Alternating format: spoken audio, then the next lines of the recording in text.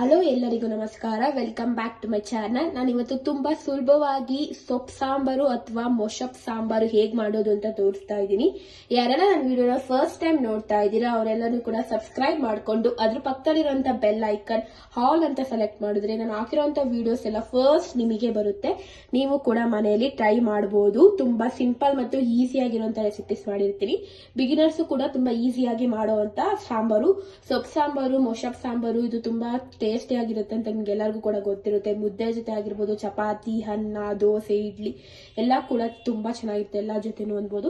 So ಹೇಗೆ ತುಂಬಾ simple ಆಗಿ ನಾನ್ ಮಾಡ್ತೀನಿ ಅಂತ. ಸೊಪ್ಪು ಸಾಂಬಾರ್ ಅಂದ್ರೆ ನಾರ್ಮಲ್ ಆಗಿ 3 ಇಂದ 4 ಸೊಪ್ಪು ಮಿಕ್ಸ್ ಇರುತ್ತೆ. ಮೊಷಪ್ ಅಂದ್ರೆ ನಾನು ಇಲ್ಲಿ ಬರೀ ಪಾಲಕ್ ಸೊಪ್ಪನ್ನ ಯೂಸ್ ಮಾಡ್ಕೊಂಡು ಮಾಡ್ತಾ ಇದ್ದೀನಿ ಸೊಪ್ಪು ಸಾಂಬಾರ್ನ. ಇದಕ್ಕೆ ಏನೇನ್ ಇಂಗ್ರೀಡಿಯೆಂಟ್ಸ್ ಬೇಕು ಅಂತ ಫಸ್ಟ್ ನೋಡ್ಕೊಂಡು ಬರೋಣ. ಇಲ್ಲಿ ನಾನು ಅರ್ಧ ಓಳಷ್ಟು ಕಾಯಿನ ತುರಿದು ಇಟ್ಕೊಂಡಿದ್ದೀನಿ. ಆಮೇಲೆ ಇದು ಬೇಳೆ ತಗೊಂಡಿದ್ದೀನಿ ನೋಡಿ. ಇದು 5 ತರ ಅಂತ ಬೇಳೆ, ಮಿಕ್ಸ್ ಬೇಳೆ ಸಿಕ್ಬಿಡುತ್ತೆ ನಿಮ್ಗೆ. ನಾರ್ಮಲ್ ಆಗಿ ನಿಮ್ಗೆ ಸೂಪರ್ ಮಾರ್ಕೆಟ್ ಏನಾಗ್ಲಿ ಅಥವಾ ಹೊರಗಡೆ ಅಂಗಡಿ ಸಿಕ್ಬಿಡುತ್ತೆ. ಮಿಕ್ಸ್ ಬೇಳೆ ಅಂದ್ರೆ ಒಂದು 5 ತರ ಬೇಳೆ ಇದರೊಳಗಡೆ ಮಿಕ್ಸ್ ಆಗಿರುತ್ತೆ. ನಮ್ಮಲ್ಲಿ ಈ ತರ ಬೇಳೆ ಎಲ್ಲ ಅಂದ್ರೆ ನಾರ್ಮಲ್ ನೀವು ಮಸೂರು ದಾಲ್ ಆಗಿರ್ಬೋದು ಅಥವಾ ತೊಗರಿ ಬೇಳೆ ಯಾವ್ದಾದ್ರು ಕೂಡ ಸೇರ್ಸ್ಕೋಬಹುದು. ನಿಮ್ಮ ಮನೇಲಿ ಯಾವ ಬೇಳೆ ಇರುತ್ತೆ ಅದನ್ನ ಸೇರ್ಸ್ಕೊಳ್ಳಿ. ನಾನು ಬೆಟರ್ ಆಪ್ಷನ್ ಅಂದ್ರೆ ಮಸೂರು ಬೇಳೆ ಅಥವಾ ತೊಗರಿ ಬೇಳೆನ ಹೇಳ್ತೀನಿ. ಅದ್ರ ಬಿಟ್ಟು ನೀವು ಈ ತರ ಮಿಕ್ಸ್ ಸಿಗುತ್ತೆ, ಆರಾಮಾಗಿ ಸಿಗುತ್ತೆ. ನೀವು ಇದನ್ನು ಕೂಡ ಉಪಯೋಗಿಸ್ಕೊಬಹುದು. ಈಗ ಏನ್ ಇಂಗ್ರೀಡಿಯೆಂಟ್ಸ್ ಬೇಕಂದ್ರೆ ಟೊಮೊಟೊ, ಈರುಳ್ಳಿ, ಬೆಳ್ಳುಳ್ಳಿ ಮತ್ತೆ 2 ಒಣ ಮೆಣಸಿನ್ಕಾಯಿ ತಗೊಂಡಿದ್ದೀನಿ. ಯಾಕಂದ್ರೆ ನಾನು ಇಲ್ಲಿ ಸಾಂಬಾರ್ ಪುಡಿ ಸೇರ್ಸ್ಕೊಂತಾ ಇದೀನಿ. ಸೊ ಅದಕ್ಕೋಸ್ಕರ ನೀವೇನಾದ್ರೂ ಸಾಂಬಾರ್ ಪುಡಿ ಸೇರ್ಸ್ಕೊಂಡಿಲ್ಲ ಅಂದ್ರೆ ಮೆಣಸಿನ್ಕಾಯಿ ಸ್ವಲ್ಪ ಒಣ ಮೆಣಸಿನ್ಕಾಯಿ ಜಾಸ್ತಿ ತಗೊಳ್ಳಿ ಅಂತ ಹೇಳ್ತೀನಿ. ಈಗ ನಾನು ಸೊಪ್ಪನ್ನ ತಗೊಂಡಿದ್ದೀನಿ. ಚೆನ್ನಾಗಿ ತೊಳ್ಕೊಬೇಕು. ಸ್ವಲ್ಪ 2 ಸಲ ಒಂಚೂರು ಉಪ್ಪು ಮತ್ತೆ ಒಂಚೂರು ಬೇಕಿಂಗ್ ಸೋಡಾ ಹಾಕ್ಬಿಟ್ಟು ನೀಟಾಗಿ ತೊಳ್ಕೊಳ್ಳಿ. ಯಾಕಂದ್ರೆ ತುಂಬಾ ಮಣ್ಣು ಮತ್ತೆ ಪೆಸ್ಟಿಸೈಡ್ಸ್ ಎಲ್ಲಾನು ಕೂಡ ಚೆನ್ನಾಗಿ ಹೊಡೆದಿರ್ತಾರೆ ಇದ್ರ ಮೇಲೆ. ಸೊ ಅದಕ್ಕೋಸ್ಕರ ಎಲ್ಲಾನು ಕೂಡ ನೀಟಾಗಿ ಹೋಗ್ಬೇಕು ಅಂತ ನಾನು ಪಾಲಕ್ ಸೊಪ್ಪನ್ನ ಚೆನ್ನಾಗಿ ತೊಳ್ಕೊಂಡಿದ್ದೀನಿ. ನೀವು ಇನ್ನೂ ಬೇಕಾದ್ರೆ ಮಿಕ್ಸ್ ಸೊಪ್ಪು ಕೂಡ ಹಾಕೊಬಹುದು. ನಾನು ಬರೀ ಇಲ್ಲಿ ಪಾಲಕ್ ಸೊಪ್ಪು ಹಾಕೊಂಡಿದ್ದೀನಿ. ಒನ್ ಟೈಮ್ ಪಾಲಕ್ ಸೊಪ್ಪಲ್ಲಿ ಟ್ರೈ ಮಾಡಿ, ಸಖತ್ತಾಗಿರುತ್ತೆ ಅನ್ಬೋದು ಟೇಸ್ಟ್. ನೀವಂತೂ ಫುಲ್ ಫ್ಯಾನ್ ಆಗ್ಬಿಡ್ತೀರಾ ಪಾಲಕ್ ಸೊಪ್ಪಲ್ಲಿ ನೀವೇನಾದ್ರೂ ಮೊಷಪ್ ಮಾಡಿದ್ರೆ. ಸೊ ಅದಕ್ಕೋಸ್ಕರ ಒನ್ ಟೈಮ್ ಟ್ರೈ ಮಾಡಿ ನೋಡಿ. ಈಗ ಏನೇನ್ ಮಾಡ್ಬೇಕು ಅಂತ ತೋರಿಸ್ತೀನಿ. ಫಸ್ಟ್ ಮತ್ತೆ ನಾವಿಲ್ಲಿ ಸೊಪ್ಪನ್ನ ಕಟ್ ಮಾಡಿ ಇಟ್ಕೊಂಡ್ಬಿಡೋಣ. ನಾವಿಲ್ಲಿ ಯಾವುದೇ ರುಬ್ತಾ ಇಲ್ಲ, ಬರೀ ಮಸ್ತ್ ಬಿಟ್ಟು ಮಾಡ್ತಾರಲ್ಲ ಆ ರೀತಿ ಮಾಡ್ತಾ ಇದೀನಿ. ರುಬ್ಬೋಂಗಿದ್ರೆ ನೀವು ಇದೇ ರೀತಿ ಇದಕ್ಕೆ ಹಾಕೊಬಹುದು, ಕುಕ್ಕರ್ಗೆ ಹಾಕೊಂಡು ಬೇಯಿಸ್ಕೋಬಹುದು. ಇಲ್ಲ ನಾವು ರುಬ್ಬಲ್ಲ ಅಂದ್ರೆ ಸಣ್ಣ ಸಣ್ಣ ಕಟ್ ಮಾಡಿ ಹಾಕೊಂಡ್ರೆ ಸ್ಮ್ಯಾಶ್ ಮಾಡ್ಬೇಕಾದ್ರೆ ತುಂಬಾ ಈಸಿ ಆಗುತ್ತೆ ಅನ್ಬೋದು. ಸೊ ಅದಕ್ಕೋಸ್ಕರ ಇವಾಗ ಕಟ್ ಮಾಡಕ್ಕೆ ಸ್ಟಾರ್ಟ್ ಮಾಡ್ತೀನಿ. ಬನ್ನಿ ಕಟ್ ಮಾಡೋಣ ಸೊಪ್ಪನ್ನ. ನೋಡಿ ಇಲ್ಲಿ ನಾನು ಸೊಪ್ಪನ್ನ ತಗೊಂಡಿದ್ದೀನಿ. ಫಸ್ಟ್ ನೀಟಾಗಿ ತೊಳೆದು ಇಟ್ಕೊಂಡಿದ್ದೀನಿ. ಈಗ ಕಟ್ ಮಾಡಬೇಕು. ನಿಮ್ಗೆ ತೋರಿಸ್ತೀನಿ. ನಾರ್ಮಲ್ ಆಗಿ ಸಣ್ಣ ಸಣ್ಣಕ್ಕೆ ಕಟ್ ಮಾಡ್ಕೊಬೇಕಾಗುತ್ತೆ. ಇದರಲ್ಲಿ ಸ್ವಲ್ಪ ಸ್ವಲ್ಪ ತಗೊಳ್ಳಿ ಸೊಪ್ಪನ್ನ. ನೀಟಾಗಿ ಸ್ಲ್ಯಾಬ್ ಮೇಲೆ ಆಗಿರ್ಬೋದು ಅಥವಾ ನೀವು ಕಟಿಂಗ್ ಶೀಟ್ ಮೇಲೆ ಯಾವ್ದು ಕೂಡ ನೀಟಾಗಿ ಕಟ್ ಮಾಡ್ಕೋಬಹುದು. ನಾನು ಸ್ಲ್ಯಾಬ್ ನ ನೀಟಾಗಿ ಕ್ಲೀನ್ ಮಾಡಿ ಇಟ್ಕೊಂಡಿದ್ದೀನಿ. ಸೊ ಅದಕ್ಕೋಸ್ಕರ ನಾನು ಇದ್ರಲ್ಲೇ ತೋರಿಸ್ತಾ ಇದ್ದೀನಿ. ಇದ್ರದ್ದು ಇದಿರುತ್ತಲ್ಲ ಕಡ್ಡಿನೂ ಹಾಕೋಬೇಕು. ನೀವು ಕಡ್ಡಿಯಲ್ಲಿ ತುಂಬಾ ಪೌಷ್ಟಿಕಾಂಶ ಎಲ್ಲ ತುಂಬಾ ಚೆನ್ನಾಗಿರುತ್ತೆ. ಸೊ ಅದಕ್ಕೋಸ್ಕರ ಕಡ್ಡಿನೂ ಕೂಡ ನೀವು ಹಾಕೋಬೇಕಾಗುತ್ತೆ. ನೋಡಿ ನೀಟಾಗಿ ರೀತಿ ಸಣ್ಣ ಸಣ್ಣ ಕಟ್ ಮಾಡ್ಕೊಳ್ಳಿ. ಆದಷ್ಟು ಸಣ್ಣ ಕಟ್ ಮಾಡ್ಕೊಳ್ಳಿ. ನಿಮ್ಗೆ ಎಷ್ಟು ಸಣ್ಣಕ್ಕಾಗುತ್ತೋ ಅಷ್ಟು ಸಣ್ಣಕ್ಕೆ ಕಟ್ ಮಾಡ್ಕೊಳ್ಳಿ. ಯಾಕಂದ್ರೆ ನಾವು ಮಸಿಬೇಕಾದ್ರೆ ತುಂಬಾ ಈಸಿ ಆಗುತ್ತೆ ಅಂತ. ಅದಕ್ಕೋಸ್ಕರ ನಾನು ಎಷ್ಟು ಸಣ್ಣಗಾಗುತ್ತೋ ಅಷ್ಟು ಸಣ್ಣಕ್ಕೆ ಕಟ್ ಮಾಡ್ಕೊಂತಾ ಇದ್ದೀನಿ. ನೋಡಿ ಈ ರೀತಿ ಸಣ್ಣ ಸಣ್ಣಕ್ಕೆ ಚೆನ್ನಾಗಿ ಕಟ್ ಮಾಡ್ಕೊಬೇಕಾಗುತ್ತೆ. ಟೈಮ್ ಟೇಕಿಂಗ್ ಪ್ರೊಸೆಸ್ ಸೊಪ್ಪು ಕಟ್ ಮಾಡೋದು. ತುಂಬಾ ಈಸಿ ಮತ್ತೆ ತುಂಬಾ ಸಿಂಪಲ್. ಬಿಲೋ 30 ಮಿನಿಟ್ಸ್ ಅಲ್ಲಿ ಆಗೋಗುತ್ತೆ. ಏನಿಲ್ಲ, ಕುಕ್ಕರ್ ಬೇಯಿಸೋಕೆ ಒಗ್ಗರಣೆ ಹಾಕೋರೆ ರೆಡಿ. ಅರೆ ಸ್ವಲ್ಪ ಕಟ್ ಮಾಡ್ಕೊಳ್ಳೋದು, ಅರೇಂಜ್ ಮಾಡ್ಕೊಳ್ಳೋದೆಲ್ಲ ತುಂಬಾ ಲೇಟ್ ಆಗುತ್ತೆ. ಅದು ಬಿಟ್ರೆ ಎಲ್ಲ ತುಂಬಾ ಈಸಿಯಾಗಿ ಆಗುತ್ತೆ ಅಂತಾನೆ ಹೇಳ್ಬೋದು. ನೋಡಿ ಎಲ್ಲಾನು ಕಟ್ ಮಾಡ್ಕೊಂಡು ನಿಮ್ಗೆ ಲಾಸ್ಟ್ ಅಲ್ಲಿ ತೋರಿಸ್ತೀನಿ ಏನೇನ್ ಹಾಕ್ಬೇಕು ಅಂತ. ಕಟ್ ಮಾಡಿ ರೆಡಿ ಮಾಡ್ಕೊಂಡು ಬರ್ತೀನಿ. ಈಗ ಒಂದು ಕುಕ್ಕರ್ ತಗೊಳ್ಳಿ. ಒಂದು ಕುಕ್ಕರ್ನ ತಗೊಂಡು ಒಂದು ಕುಕ್ಕರ್ನ ತಗೊಂಡು ನಾನಿಲ್ಲಿ ಬೇಳೆನ ಸೇರಿಸ್ಕೊಂತಾ ಇದ್ದೀನಿ. ಈ ಬೇಳೆನ ಸೇರಿಸ್ಕೊಂಡು ಚೆನ್ನಾಗಿ ತೊಳೆದು ಬಿಟ್ಟು ತೋರಿಸ್ತೀನಿ. 1 2 3 ಸಲ ಚೆನ್ನಾಗಿ ನೀರ್ ಹಾಕ್ಬಿಟ್ಟು ತೊಳಿರಿ. ಯಾಕಂದ್ರೆ ತುಂಬಾ ಧೂಳಿರುತ್ತೆ. ಸೊ ಅದಕ್ಕೋಸ್ಕರ ನೋಡಿ ನಾನು ಬೇಳೆನ ಚೆನ್ನಾಗಿ 1 2 3 ಸಲ ತೊಳೆದು ಇಟ್ಕೊಂಡಿದ್ದೀನಿ. ಇವಾಗ ನಾನಿಲ್ಲಿ ಸೊಪ್ಪನ್ನ ಸೇರಿಸ್ಕೊಂತಾ ಇದ್ದೀನಿ. ಕಟ್ ಮಾಡಿ ಇಟ್ಕೊಂಡಿರೋಂಥ ಸೊಪ್ಪನ್ನ ಕೂಡ ನೀವು ಸೇರಿಸ್ಕೊಬೇಕಾಗುತ್ತೆ.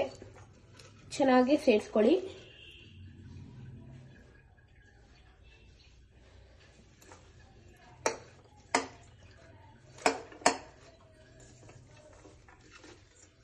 ನೀಟಾಗಿ ಎಲ್ಲಾನು ಕೂಡ ಸೇರಿಸ್ಕೊಬೇಕು.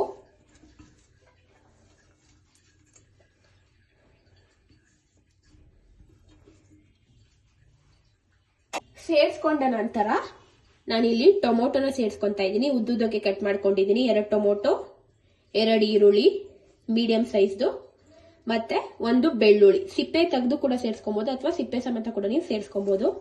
ಅದಾದ್ಮೇಲೆ 2 ಒಣ ಮೆಣಸಿನ್ಕಾಯಿ.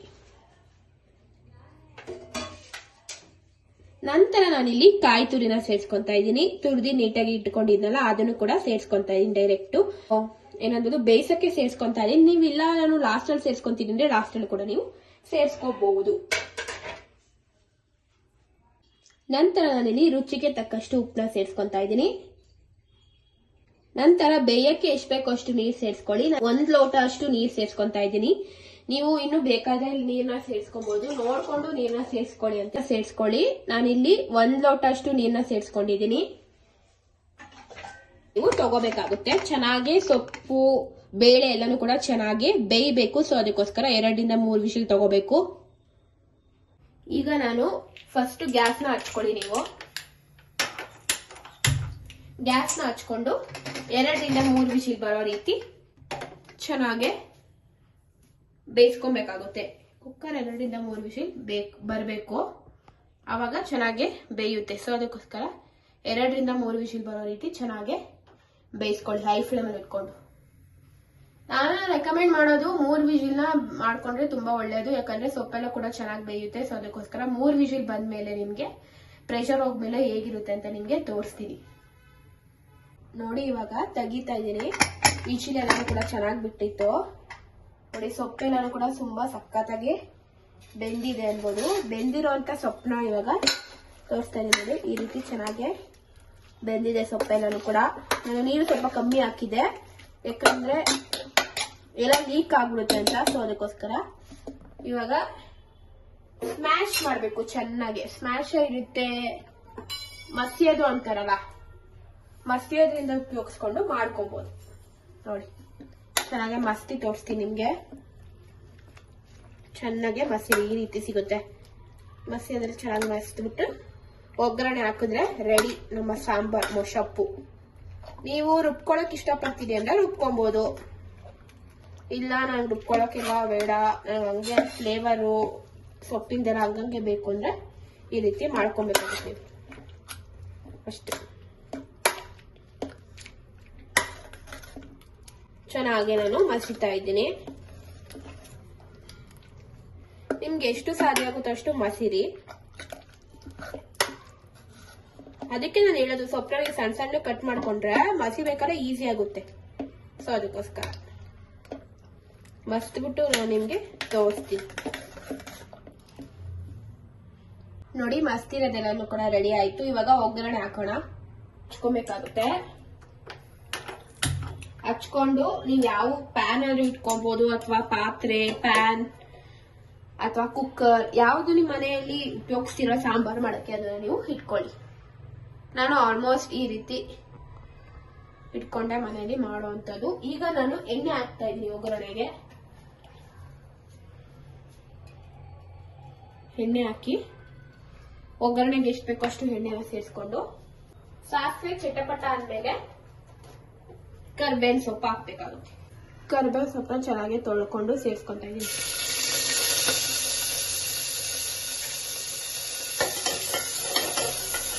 ಚೆನ್ನಾಗಿ ಒಂದ್ಸಲ ಮಿಕ್ಸ್ ಮಾಡ್ಕೊಳ್ಳಿ.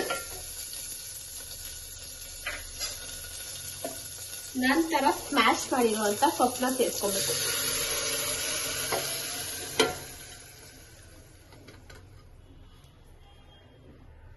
ಸೇರಿಸ್ಕೊಂಡು ಮತ್ತೆ ಇದಕ್ಕೆ ಸ್ವಲ್ಪ ನೀರು ಹಾಕೊಂತ ಚೆನ್ನಾಗಿ ಮಿಕ್ಸ್ ಮಾಡ್ಕೊಬೇಕು. ಎಷ್ಟು ಗಟ್ಟಿ ಬೇಕು ಎಷ್ಟು ತೆಳ್ಳ ಬೇಕು ಅಂತ ನೋಡ್ಕೊಂಡು ನೀವು ನೀರ್ನ ಹಾಕೋಬೇಕಾಗುತ್ತೆ. ನನಗೆ ಉಪ್ಪು ಕಮ್ಮಿ ಅನಿಸ್ತು, ಸೊ ಅದಕ್ಕೋಸ್ಕರ ಸ್ವಲ್ಪ ಉಪ್ಪು ಸೇರಿಸ್ಕೊಂಡಿದ್ದೀನಿ. ಸೊ ಚಮಚ ಅಷ್ಟು ಸಾಂಬಾರ್ ಪುಡಿ ಸೇರಿಸ್ಕೊಂಡಿದ್ದೀನಿ.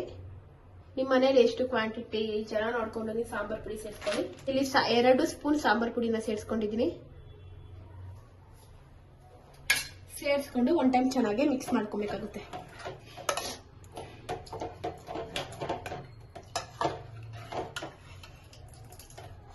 ಮಿಕ್ಸ್ ಮಾಡ್ಕೊಂಡು ಚೆನ್ನಾಗಿ ಕುದಿಸ್ಬೇಕು. ಕುದ ನಂತರ ನಿಮ್ಗೆ ತೋರಿಸ್ತೀನಿ ಹೇಗಿರುತ್ತೆ ಅಂತ. ಈ ರೀತಿ ಚೆನ್ನಾಗಿ ಕುದಿಬೇಕು ನೋಡಿ. ಹೆಂಗೆ ಕುದೀತಿದೆ ಈ ರೀತಿ ಚೆನ್ನಾಗಿ ಕುದಿಬೇಕು. ಈ ರೀತಿ ಚೆನ್ನಾಗಿ ಕುದ್ರೆ ಸಾಂಬಾರ್ ರೆಡಿ ಆಗಿರುತ್ತೆ, ಸರ್ವ್ ಮಾಡಕ್ಕೆ ಅಂತ ಹೇಳ್ಬೋದು. ನೋಡಿ ಇಷ್ಟು ಸಕ್ಕತ್ತಾಗಿ ಬಂದಿದೆ. ಟೇಸ್ಟು ಕೂಡ ತುಂಬಾ ಚೆನ್ನಾಗಿದೆ. ನೀವು ಇದೇ ರೀತಿ ಮನೆಯಲ್ಲಿ ಟ್ರೈ ಮಾಡಿ. ತುಂಬಾ ಸಿಂಪಲ್ ಮತ್ತು ಈಸಿ ಮೆಥಡಲ್ಲಿ ಮಾಡೋದು ತೋರಿಸಿದ್ದೀನಿ. ಟೇಸ್ಟ್ ಮಾತ್ರ ಸಕ್ಕತ್ತಾಗಿರುತ್ತೆ. ಕಾಂಬಿನೇಷನ್ ಎಲ್ಲದರಲ್ಲೂ ಕೂಡ ತುಂಬಾ ಚೆನ್ನಾಗಿರುತ್ತೆ. ಚೆನ್ನಾಗಿ ಕುದಿದೆ. ಲಾಸ್ಟಿಗೆ ಸ್ವಲ್ಪ ಕಾಯಿ ತುರಿನ ಹಾಕೊಂಬಿಡಿ. ಅದ್ರ ಫ್ಲೇವರ್ ಇರುತ್ತೆ ಅಂತ ಸ್ವಲ್ಪ ಹಾಕೊಂಡಿದ್ದೀನಿ. ಚೂರು ಹಾಕೊಂಡು ಅದನ್ನು ಕೂಡ ಚೆನ್ನಾಗಿ ಮಿಕ್ಸ್ ಮಾಡ್ಕೊಳ್ಳಿ. ರೆಡಿ ಆಗುತ್ತೆ. ರೆಡಿ ಸಾಂಬಾರ್ ರೆಡಿ ಆಯ್ತು ನೋಡಿ sambar. Thank you so much for watching.